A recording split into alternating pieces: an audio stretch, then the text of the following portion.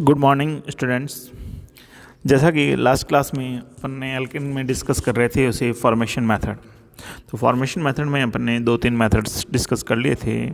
सापत्य-सैंडरेन विधि हो गई थी, फिर ग्रिग्नार्ड अभिकर्मक से कैसे बनाते हैं वो देख लिया था, फिर अपन ने कार्बोक्सिलिक एसिड से कैसे परफॉर्म या बनाते हैं वो देख लिया था। आज अपन जो डिस्कस करने जा रहे हैं वो अगली अभिक्रिया है, उसमें अपन ने कार्बोक्सिलिक एसिड से देख लिया था। उसके बाद में फिफ्थ रिएक्शन जो आज अपन डिस्कस करने जा रहे हैं वो है कोरे हाउस सिंथेसिस। कोरे हाउस सिंथेसिस एक डिफरेंट रिएक्शन जो आपने पहले कभी नहीं पढ़ी होगी। इस विधि में सम्मित और असम्मित दोनों एल्केन बनाए जा सकते हैं, as well as symmetrical as well as asymmetrical. Both kind of alkane will be prepared. इसमें क्या करते हैं अपन, एल्किल की जो है एल्काइल हैलाइड जो है उसकी लिथियम से रिएक्शन करवाते हैं। एल्काइल हैलाइड ये RX मैंने लिया, इसकी रिएक्शन मैंने किससे करवाई थी, लिथियम से। तो ये क्या करेगा, एल्काइल लिथियम बना लेगा, प्लस और माइनस एल्काइल लिथियम। ठीक है, फिर इस एल्काइल लिथियम जो है इसकी कॉपर हैलाइड से CuX से रिएक्शन करवाएंगे। CuX से रिएक्शन करवाने पर ये R2CuLi cuprous di alkyl lithium cuprate बना देगा। ये लिथियम क्यूप्रेट जो है वापस एल्किल हैलाइड से रिएक्शन करेगा और एल्किल हैलाइड से रिएक्शन करते ही RR- एल्केन बना देगा, साथ में CuX बन जाएगा और RLi वापस बन जाएगा। तो ये कौन सा अपन को बनाना है उसके अकॉर्डिंग, अगर मान लीजिए आपको सिमिलर बनाना है तो R- जो अपन लास्ट में एल्किल हैलाइड लेते हैं वो आप क्या ले रहे हैं, सेम ले लीजिए तो सम्मित बन जाएगा, और अलग ले लीजिए तो असम्मित बन जाएगा। इस तरह से अपन कोरे हाउस सिंथेसिस के द्वारा एल्केन का निर्माण कर सकते हैं। जैसे कोरे हाउस सिंथेसिस से प्रोपेन बनाइए तो प्रोपेन भी बना सकते हैं। प्रोपेन एसिमेट्रिकल है लेकिन बना सकते हैं 3 कार्बन का। अपन को क्या करना होगा, या तो एथिल लिथियम ले लीजिए या मैथिल लिथियम ले लीजिए, दोनों में से कोई भी एक ले लीजिए। जैसा कि यहाँ पर आपको दिख रहा होगा एथिल लिथियम या मैथिल लिथियम, जो भी आप लेंगे उसके अकॉर्डिंग रिएक्शन हो जाएगी। अगर एथिल लिथियम लेते हैं तो लास्ट में जो एल्किल हैलाइड लेंगे वो मैथिल क्लोराइड ले लेंगे, मैथिल ब्रोमाइड कोई भी ले लेंगे, एथिन भी बना सकते हैं। ये है कोरे हाउस सिंथेसिस। सेकेंड रिएक्शन जो है वो एक प्रकार का अपचेन है। वैसे 2 अलग अलग अपचेन हैं, एक अपचेन का नाम है क्लेई-मैन्सन अपचेन और एक का नाम है वुल्फ-किस्टनर अपचेन।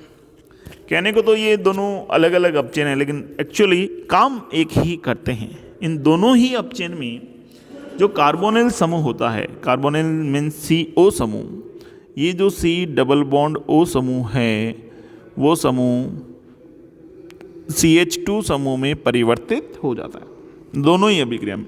अगर क्लेई-मैन्सन है तो अभिकर्मक होगा जिंक अम्लगम और HCl, जिंक अम्लगम और HCl की उपस्थिति में करवाएंगे। और अगर वुल्फ-किस्टनर है तो क्या होगा, वुल्फ-किस्टनर के केस में अपन अभिक्रिया करवाएंगे हाइड्रेजिन और क्षारीय माध्यम में, ठीक है। तो ये इस तरह से अभिक्रिया होगी। ठीक है बच्चों, तो देखिए अभिक्रिया देखते हैं अपन। जैसे मैंने ले लिया, मान लीजिए सपोज कीजिए मैंने लिया CH3 C double bond OH यानी एल्डिहाइड ले लिया। अब एल्डिहाइड की कौन सी अभिक्रिया करवानी है, कोई भी अभिक्रिया करो, चाहे ये करवा दो क्लेई-मैन्सन करवा दो तो भी ये CH2H ही होना है, और ये करवा दो तो भी CH2H ही होना है। दोनों ही केस में CH2H ही होना है। ठीक है बच्चों, इस तरह से ये रिएक्शन होगी और CH2H बनेगा। तो दोनों ही अभिक्रिया में बड़ा सिंपल सा तरीका है, बस क्लेई-मैन्सन अपचेन जो है, क्लेई-मैन्सन है तो आप ले लीजिए जिंक अम्लगम और HCl, और वुल्फ-किस्टनर है तो हाइड्रेजिन और क्षारीय माध्यम ले लीजिए।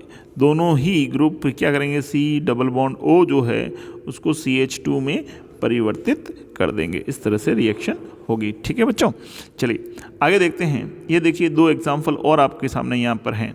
जैसे ये C डबल बॉन्ड O है, इसमें फॉर्मल्डिहाइड ले लिया और इसमें एसीटोन ले लिया। तो ये CH3 तो ऐसे ही रहे, देखो ये CH3 और ये CH3 था, ये C डबल बॉन्ड और था वो CH2 में बदल गया। इसी तरह चाहे वो क्लीमेंसन हो चाहे वुल्फ किस्नर हो, दोनों में सेम रिएक्शन। इसी तरह इसमें भी क्या हो, ये C डबल बॉन्ड O जो है वो किस में बदल जाएगा, CH2, तो टोटल क्या हो गया CH4, क्लीमेंसन में भी वुल्फ किस्नर में भी इस तरह से रिएक्शन होगी। ठीक है, ये था अपचयन। अब अगली चीज़ देखते हैं ऑक्सीजन युक्त क्रियात्मक समूह का अपचयन। अगर ऑक्सीजन युक्त क्रियात्मक समूह हैं, जैसे कोई भी ले लीजिए आप, अल्कोहल ले लीजिए, एल्डिहाइड ले लीजिए, कीटोन ले लीजिए, कार्बोक्सिल, कोई भी ऑक्सीजन युक्त क्रियात्मक समूह और उसको एल्केन में बदलना है तो सबसे अच्छा तरीका है आप उसकी रिएक्शन रेड फॉस्फोरस से करवा दीजिए। किससे करवा दीजिए, रेड फॉस्फोरस प्लस HI। जैसे ही अपचयन करवाओगे तो क्या होगा कि वो जो भी ऑक्सीजन युक्त क्रियात्मक समूह हैं वो अल्कोहल में, जैसे RH2 अल्कोहल लिया तो अपन को 2 मोल HI काम आएगा। और 2 मोल HI क्या काम करेगा, एक तो यहाँ करेगा H2O ले जाएगा, एक H यहाँ जुड़ जाएगा, ये एल्केन बन गया। क्या बना, RCH3 एल्केन बन गया। ठीक है, तो इस अभिक्रिया में HI का तो रोल समझ में आ गया होगा आपको कि ये अपचयन की क्रिया कर रहा है। तो ये रेड फॉस्फोरस क्या कर रहा है, रेड फॉस्फोरस यहाँ पर अभिक्रिया में आयोडीन बनती है। इस अभिक्रिया में क्या बन रही है, आयोडीन। या आयोडीन वापस क्रिया कर सकती है, तो इस आयोडीन को हटाएगा कौन, तो इसीलिए रेड फॉस्फोरस काम में लेते हैं।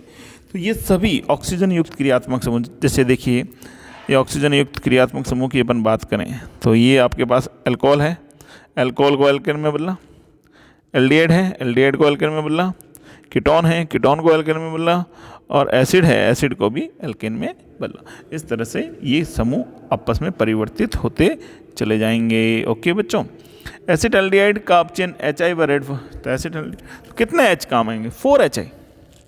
ठीक है भाई, अल्कोहल है तो 2 HI काम आएंगे, एल्डिहाइड या कीटोन है तो 4 HI काम आएंगे, और अगर कार्बोऑक्सिलिक अम्ल है तो 6 HI, कार्बोऑक्सिलिक अम्ल हो चाहे एस्टर हो तो 6 HI काम आते हैं।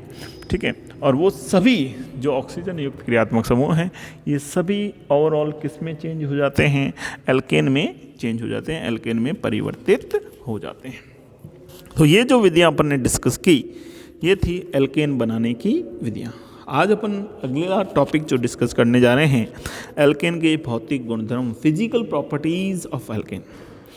चलिए पहले देखते हैं अवस्था। पहले जो 4 कार्बन और नियोपेंटेन जो होता है वो गैस अवस्था में होता है। किस अवस्था में होता है बच्चों, गैस अवस्था में। और उसके आगे वाले यानी 4 कार्बन से, यानी 5 से लेके 16 तक के जो कार्बन हैं वो द्रव अवस्था में होते हैं, और उसके आगे वाले 16 के बाद वाले जो हैं 17 वो ठोस अवस्था में होते हैं। इस तरह से अपने पास इनकी अवस्था है, गैस, द्रव और ठोस। ठीक है, फिर अगली बात करें क्वथनांक की। सेकंड इम्पोर्टेंट टॉपिक है क्वथनांक। क्वथनांक जो होता है, अणुभार बढ़ने के साथ साथ क्वथनांक के मान में वृद्धि होती है। अगर सजात समावयवी हैं तो सजातों में क्वथनांक जो है अणुभार, सजात में जो बॉइलिंग पॉइंट है वो कार्बन की संख्या बढ़ने के साथ या अणुभार बढ़ने के साथ बढ़ेगा। जैसे CH4 है, CH3, CH2 है, या मेथेन है, एथेन है, प्रोपेन है, ब्यूटेन है, इन सब में लगातार कार्बन बढ़ रहे हैं। और कार्बन बढ़ने से क्या होगा, इनका पृष्ठीय क्षेत्रफल बढ़ेगा, और पृष्ठीय क्षेत्रफल बढ़ता है तो वान डेर वाल बल बढ़ता है, और वान डेर वाल बल बढ़ता है तो क्वथनांक का मान भी बढ़ता है। तो अपन एक कॉमन रूल ये लगा सकते हैं कि boiling point is directly proportional to molecular weight. ये कब होगा, जब सजात होगा। लेकिन अगर सजात के अलावा समावयवी है तो समावयवी में ये कंसेप्ट अप्लाइड नहीं होगा। समावयवी में क्या होता है, शाखाएं, ब्रांच बढ़ने लगती हैं। जैसे ये देखिए, तो उसमें अलग फॉर्मूला लगेगा, boiling point is directly proportional to number of side chain. ठीक है, यानी कि जैसे अपन ने 3 एग्जाम्पल यहाँ रख लिए।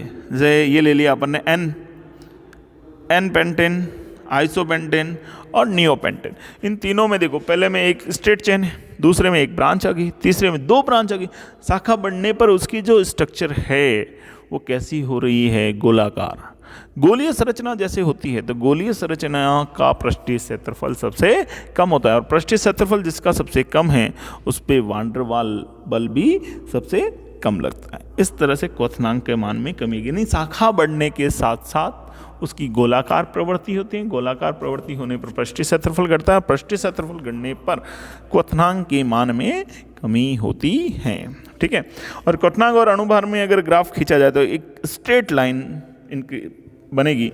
स्ट्रेट लाइन ये डिनोट करती है कि molecular weight increase then boiling point also increase. Okay my dear students, आज की क्लास में अपन इतना ही पढ़ेंगे और नेक्स्ट क्लास अगली लेक्चर में होगी, उसमें अपन इसकी फिजिकल प्रॉपर्टीज़ को और ज़्यादा डिस्कस करेंगे। सो चैनल को लाइक और सब्सक्राइब कर दीजिए। Thank you dear student.